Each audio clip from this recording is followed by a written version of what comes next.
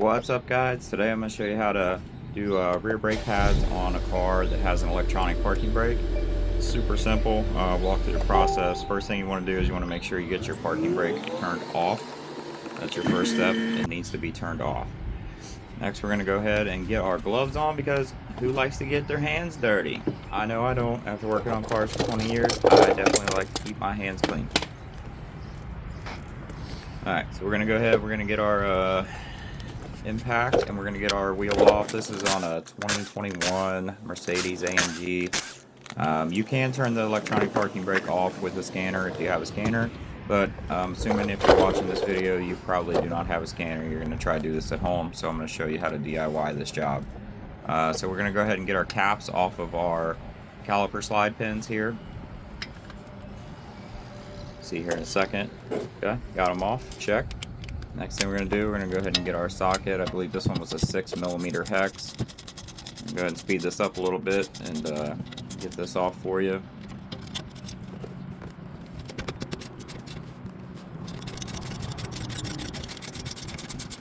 These electronic parking brakes have kind of made things a little different these days. There's multiple different ways to do this job. This is the easiest that I've found. This is what we do for a living. We do mobile brake repair. So I'm going to go ahead and get this clamp off of here. See, sometimes these are a little tricky. Use a screwdriver and the pry bar here to kind of push it out of the little hole there, and then pop it right off, I think. Yep, there we go. Okay, she's off. Alright, we're going to push these slide pins back. They do like to get hung up in the hole there, so I like to push them back with the pry bar. Makes it easier to get this off.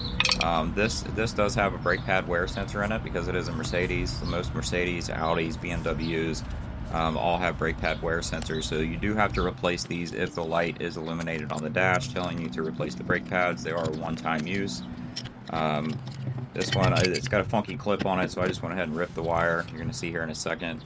It's got this, that's a sensor there. It just sits in the brake pad and basically creates a circuit, and once the sensor is tripped, then it breaks the circuit and trips the light.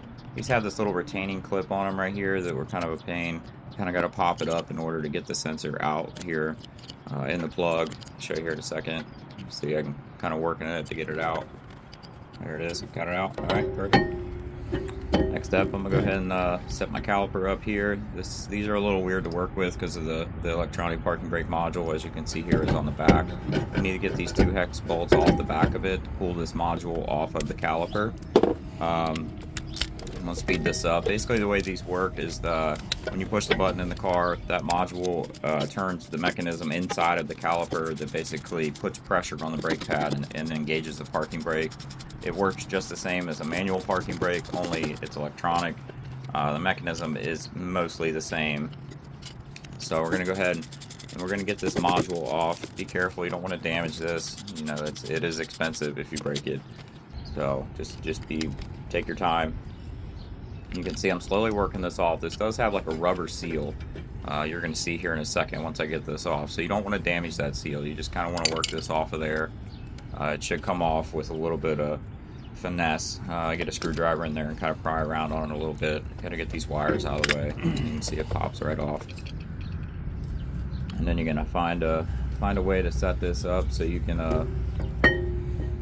go ahead and do the next step. So you can see this one has a spline drive sticking out like this. Some of these are inverted. This process works on all electronic parking brakes. You're going to spin this spline drive clockwise to retract the mechanism that's inside of there back to factory position, and that's going to pull it all the way back to the end of the caliper there. So once you have that, and you'll feel it come to a dead stop, you definitely, if you're turning that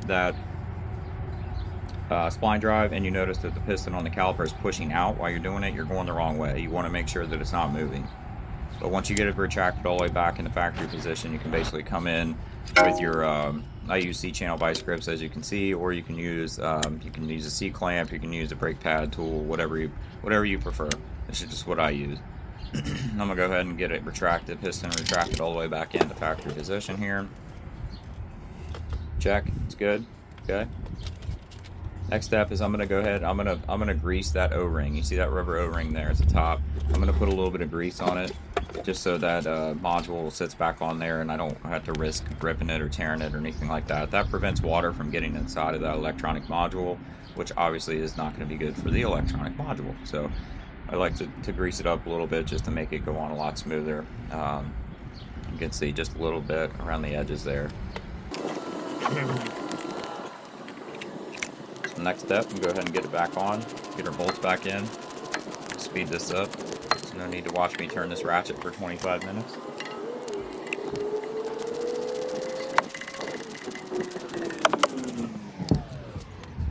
If you guys got any questions or comments, leave them at the channel. I typically try to get back to people if they have any questions or anything like that. Next thing we're going to do, we're going to go ahead and get these caliper slide pins out. We're going to grease these as well. Some of these calipers are a little bit different. These are caliper slide pins / caliper bolts combined. I'm going to go ahead and get my... Actually, no. I'm going to go ahead and clean the bracket. So we're going to get our drill. I'm going to get my wire brush. And I'm going to clean this bracket real good. Get all the dust and grime off of it so our brake pads sit in there nice and flush. And they're not like jammed in there. Brake pads should never be jammed into the bracket. They should fit in there and move around freely. Otherwise, you will have problems with it. So now I'm going to go ahead and grease these slide pins. I'm going to try to set it there. Nope, not going to work. These greased. Get them back inside of here. Good to go. And get my other one, put it back in. Check. Alright, now we're going to go ahead and get our brake pads in. This Mercedes we actually did about a year ago, and we installed OEM Mercedes pads on this, and they burned up within 30,000 miles, which was crazy to me because they were OEM Mercedes pads. So this time we went with Brembos. We're hoping they're going to last a little bit longer, which they should. Brembos, I've never had any problems with them. They're a good quality pad. They are expensive, but you get what you pay for. So we're going to set it in there. As you can see, these brake pads fit in there perfect. They have a little bit of room to be able to move around how they should. Fit perfect in the bracket. We're going to go ahead and get our caliper on. Check. Speed this up. We're going to go ahead and tighten up our caliper bolts. Check.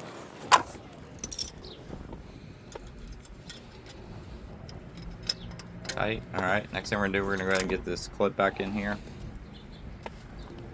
One problem I have with Brembo is the Brembo pads didn't come with the new bracket, which is weird.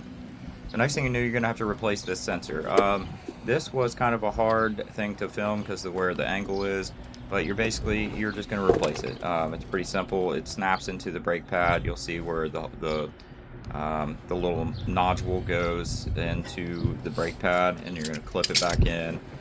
And then once you get everything clipped in tight, you're going to make sure that you come back and you get your retaining clip snap back in that you have to pop out on this particular model. Again, your car, if you have the electronic parking brake, it might not have brake pad wear sensors. Most luxury vehicles have these. Even I've seen Cadillacs dating back to the 90s that have had electronic brake pad sensors, believe it or not. So it's been a thing for a long time, but they got away from it. Probably because they want you to burn through your rotors and sell you parts. So we're going to go ahead and get our caps popped back on here. And that's basically it. Job's done.